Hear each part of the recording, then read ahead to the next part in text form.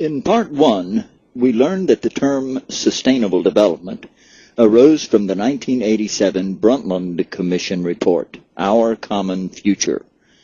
We learned further that the 1992 Earth Summit in Rio de Janeiro produced a document called Agenda 21, which contained 40 chapters of policy recommendations signed by 179 nations, including the United States.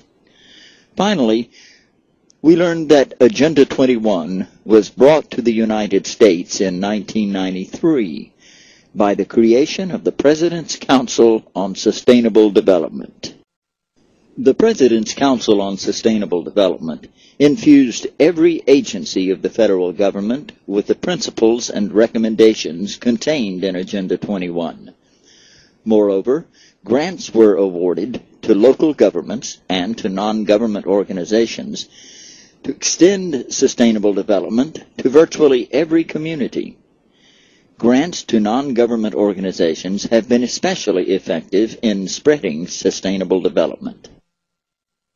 Since 1997, the American Planning Association has received nearly $4 million. The Sustainable Resources Center has received nearly $10 million, and the Institute for Sustainable Communities has received more than $66 million.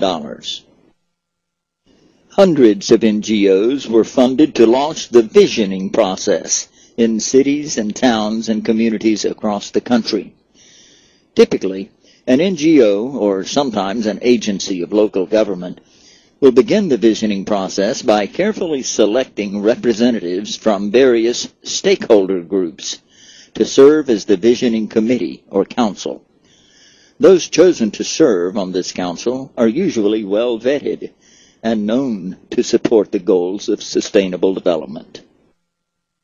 The visioning process consists of a series of meetings in which a trained facilitator leads the group of stakeholder representatives to suggest goals for the community that will create the best possible future. These suggestions are typically written on a chalkboard and then organized into categories. Since Agenda 21's 40 chapters and the hundreds of policy recommendations from the PCSD cover virtually every aspect of human existence, the Visioning Council's ideas are easily organized into categories addressed by sustainable development documents. Once the goals are identified and organized, the next step is to develop consensus. Consensus is not agreement. Consensus is the absence of expressed opposition. For example, a typical goal might be to preserve open space. The facilitator does not ask the group to agree, because it may provoke questions. How much open space? Where would it be? How would it be acquired? Instead, the facilitator asks for no response. He might say, does anyone think we should not preserve open space? Anyone who answers yes to this question would look ridiculous and would be marginalized. This is the purpose of asking negative response questions. It eliminates opposition. To learn much more about the consensus process, please visit the Sustainable Development section of the Sovereignty International website. Once the goals have been identified and organized and opposition eliminated, the document becomes the Your Town Vision for 2020. The vision becomes the agenda for the next phase of the process, the development of Your Town's 2020 Action Plan.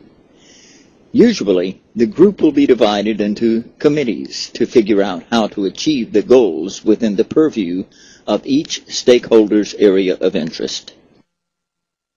A well-trained facilitator already knows where to find the answers to all the how-to questions. Agenda 21 and the PCSD's Sustainable America. Agenda 21 is the Bible for sustainable development.